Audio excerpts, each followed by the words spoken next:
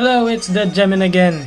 In this video, we will be taking a look at the Master Grade RX-78-2 Gundam version 3.0.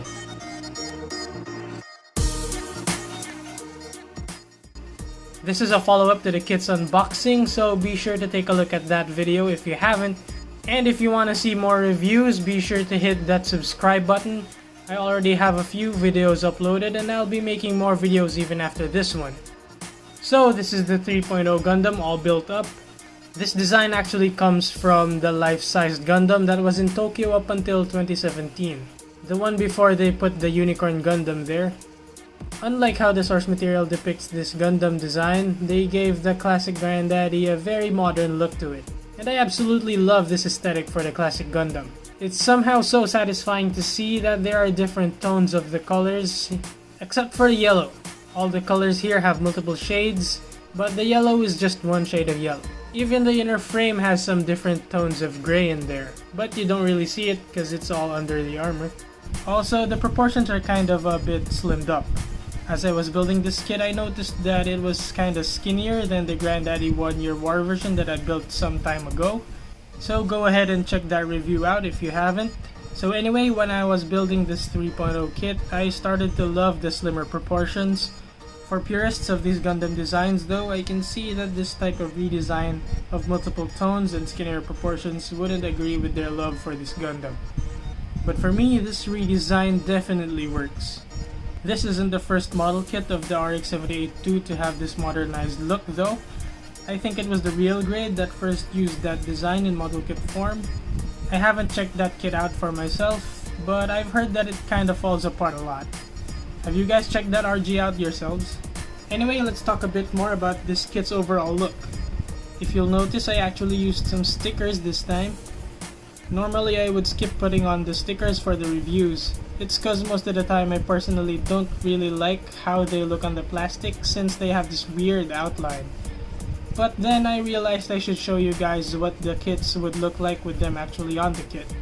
And I kinda got carried away with this one because I put a lot of them on there. And for this kit at least, I think the stickers actually look pretty fine. Of course you can't really avoid those weird outlines of the darker plastic, but I'm gonna give this one a pass. The only bad stickers here for me are those shiny bronze stickers. They're nice for adding some metallic vibes, but how the stickers work on this kit is kinda problematic. The ones here on the insides of the elbows just get scratched up with a few bends of the arms. And the ones here on the back of the knees, the way they're supposed to fold around those plastic parts just make them peel off over time. They work fine though if they're on a flat surface, like these ones here on the thruster bells, since they don't come into contact with anything and they don't fold around anything. So if you're the type who likes using stickers on their model kits, I don't think it would be a waste to skip applying these bronze color apps. Okay, getting started with this kit's build. I didn't really know what I was getting myself into. I've been building some relatively old master grades recently, and maybe I just got too used to how simple those older master grades are put together. The size of the pieces of this modern 3.0 master grade are way smaller than those older kits. So building this guy up was kind of challenging for me at the beginning. It was challenging because I had to deal with a lot of tiny parts. It's just kind of difficult for me to clean up nubs on those small parts. And then the assembly itself is kind of intricate, especially the arms. You'll have to pay very close attention to the manual if you want to build this guy properly, because most of the parts are tiny and you might risk breaking the pieces if you would have to pull them apart to place things properly. But somehow I got through that. You'll just have to be careful and patient if you want to build this up. And you'll get used to the building process about 20% of the way. So if you have about 3 or more master grades under your belt, you'd be able to pull off building this kit. It wouldn't hurt to have one of those God hand side cutters though.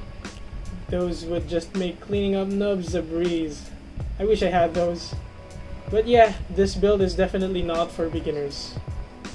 But if you like kit bashing or modifying your model kits, this kit actually comes with some extras. We have some alternate parts for the joint locks here. The ones on my 3.0 right now are the magnet coating locks. I still don't know what exactly the magnet coating is supposed to be, So please leave it in the comments if you happen to know what that is. And then the rest of the extras are spare handles for the weapons and some plain beam saber handles. I think these extra parts came from the 2.0 version of the Granddaddy. But hey, now you got some extra stuff to use on some other project or something. And the last thing from my leftovers are these stickers. I didn't bother putting some of them on because I feel like there would be too much going on already with the kit. And some of these stickers are actually some alternate decals as well for those shoulders. So you have the option to put these on instead of the ones I have on right now. So it's nice to have these extras to personalize your own 3.0 kit. Anyway, let's take a closer look at the Gundam, shall we? So if you watch the unboxing, Bandai actually shows us on the box that this kit has some great articulation. There's a ball joint on the top and the bottom of the neck, so you can pretty much do whatever you want with that. Rotation is good, tilts are good. You have an option to put an LED unit. This doesn't come with the kit, I just happen to have one. And if you have that on, that's kinda what it looks like. Luckily I can show you guys how that looks with an LED on. The light pipes through the eyes and the front camera. The rear camera doesn't have any pipe lighting. The light kinda leaks out of the bottom of the head. But all in all, it looks pretty good. The shoulders are independent of the arm, but that's all that you can get out of that. The arm can get out pretty much this high, but with the joint inside the body, you can get it pretty much all the way up. Also with that shoulder joint, you can push it forward about this much and that much back. This shoulder armor has the tendency to get loose, but it's pretty easy to pop it back on tight like that. And then you have some shoulder flaps here, flappy flappies. Bicep rotation is pretty good. Elbow bend is really good too, with some sliding armor gimmick there.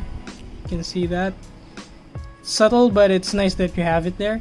The wrists have this extra hinge up there on the forearm, and then basically it's on a ball joint, but these hands are pretty good. They're quite articulated.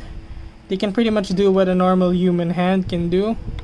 And then we have a tab there for the weapons. I'll show you that later.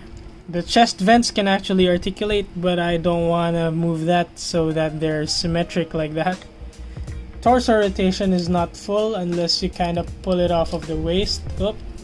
But it's kind of troublesome to do that. Either way, this kind of rotation is pretty good for me already. Torso can arch and crunch pretty good. Cockpit hatch opens like this, and you can see the pilot figure in there. I actually have the core block in there, not the core fighter, but you can also put the core fighter in there if you wanted to. There's also this little door in front of the cockpit hatch, but it's really hard to open, so I won't bother with that in this video. The front skirts are on a hinge and a ball joint, so you can get them out of the way if you pull them down and then up like that. So yeah, pretty much out of the way. The side and the rear skirts are on these hinge mechanism, so they kind of move together, but independently the side skirts are on a ball joint and the rear skirts are also on a ball joint. For the backpack, we have the beam saber handles here. They're pretty much just on a peg and a ball joint. This square right here is an adapter for storing the shield. You can hide it if you want, just flip it over like this to have that seamless backpack. The whole backpack can actually shift open a bit like this, giving the thrusters some room to move out like this. Yeah, but that's pretty much it for the backpack. Down here on the butt, we also have that adapter for the bazooka or the rifle. It's easy to open, but to shift it closed is pretty challenging. For the front of the crotch, we have here this panel that opens and closes. So you can replicate the scene where the Gundam enters the atmosphere. With the front skirts out of the way, you can raise the leg up this high. It's pretty good. Yeah, pretty good. The rear skirts aren't any trouble as well. For the splits, yeah, it can pretty much do the split. And yeah, you can see here the stickers aren't really doing that great. The knee bend is really good. It has a lot of shifting armor like this.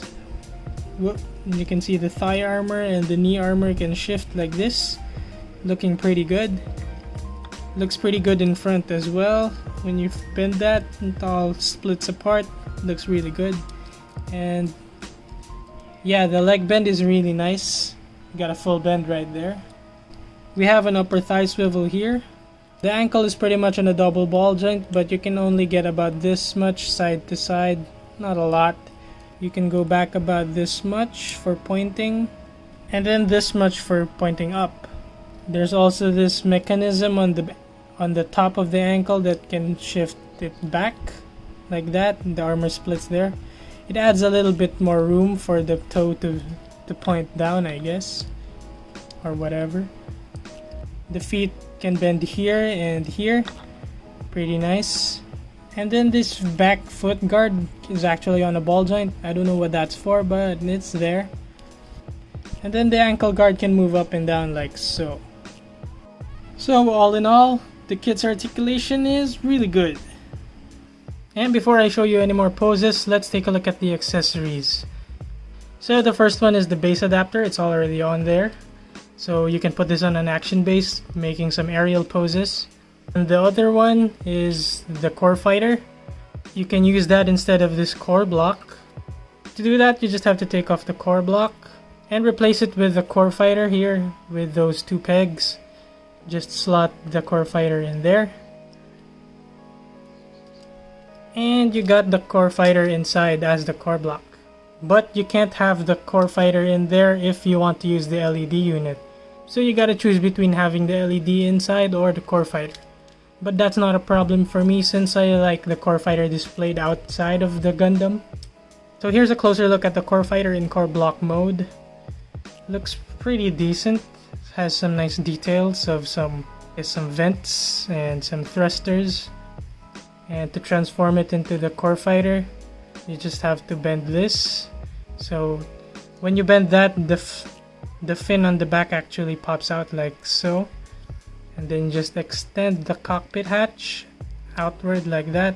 The pilot figure is actually facing upward, so you can just adjust that down here. And your pilot's now facing forward. Then to spread out the wings, you just have to pull them out and unfold them. And there you go, the core fighter. You can also take out some rocket launchers or something here, but it's kind of hard to take them out, just like the cockpit door. And I think I'm just gonna give up on that. Anyway, you can't officially mount this on any action base, so you're gonna have to find your own way to display this in an aerial pose. But you do get this clear set of landing gear. So if you don't plan on making it fly, you can just display it like that. Looks pretty neat. And then we have the first of the weapons here, the beam rifle. The sensor isn't pushed all the way in, so it's easy to take it out for some painting. So as per usual, the sensor can rock. Same with the secondary handle here. On the main handle here, we have the tab that goes into the hands to make it secure. And we have this tab here to peg into the butt or the shield. I'll show you that later. Then we have the bazooka. Some nice part separation here. So all the gray parts that are supposed to be gray are gray, and the ones that are supposed to be white are actually white. So we also have here the tab for storage, just like the beam rifle. So it just flips out like that. And the tab for the hand to secure it on the manipulators. And then the handle can shift just a little. It helps with mounting it on the shoulder. And then lastly, we have the Gundam shield. Looks pretty good. The panel lines on it are really nice, and I have the stickers on there. And as you can see on darker plastic, the outline of the stickers are pretty visible. But from afar, I think it looks pretty good. On the back, we have the handle here. Can bend like so. And I found that this part actually is pretty loose, so it's pretty hard to have the Gundam display the shield like this pose. Anyway, we have this other latch here that can rotate like this, so you can have it on the right or the left arm, and then you just latch that onto the forearm. And these little gray sections here are for storage of the weapons as well. I'll show you that later. And this switch here is for closing the visor. So if you want to close it, you have that option there. And just for the heck of it, some size comparisons. Here we have the 1 Year War version. I don't know if you can see it with the legs, but the proportions are pretty much bulkier on the 1 Year War version. I guess you can see that on the arms and the torso as well. So this one's actually painted in some Charzaku colors, because I just wanted to have one of those. And here's the actual Charzaku. It's the 2.0 version, but even if it doesn't have much armor separation, I feel like it does look kinda nice to pair with the 3.0. Here's the SD Cross Silhouette Granddaddy. So it's pretty small, just a little above the knees of the 3.0. And lastly, my recent review, the Cross Silhouette Zeta Gundam. Just above the knees as well. So with the articulation and accessories combined, let me show you guys some poses I came up with. The overall experience I had with this kit can be described, I think, as rewarding. Yes, I had some trouble with some tiny parts, but the final product is a really pretty and solid model kit of the classic Granddaddy Gundam. It was so satisfying to finish building this kit that I just had to try using the stickers on it, and I don't usually like using stickers on my model kits. It might not be for a Gundam anime purist's taste, but the stylistic departure from the source material is a genuine feast for the eyes. With how basic the Granddaddy Gundam silhouette is, it's really nice that it packs some really good articulation. Anyway, to end this review, I'll be giving this kit a heart squeeze. I definitely recommend this kit if you're looking to get a Master Grade 1/100 scale model kit of the Granddaddy Gundam. Since I've been building some older type of Master Grades recently, this kit made me realize again how good Bandai can engineer their model kits. It makes me look forward to checking out more of the recent Master Grades, specifically the Origin version of the Granddaddy. I really want to compare this 3.0 with that, and I think that would make a pretty cool video. What do you guys think? By the way, big thanks to all new subscribers. Not a lot of you, but I really appreciate you guys joining the channel. It brings me closer and closer to reaching my goal of 500 subs by the end of June. So if you're new to this channel and you like watching some unboxings, assemblies, and reviews, consider subscribing because I have a few reviews already, and I'll definitely be making more Gunpla videos in the future. That's it for this video. Thanks for watching.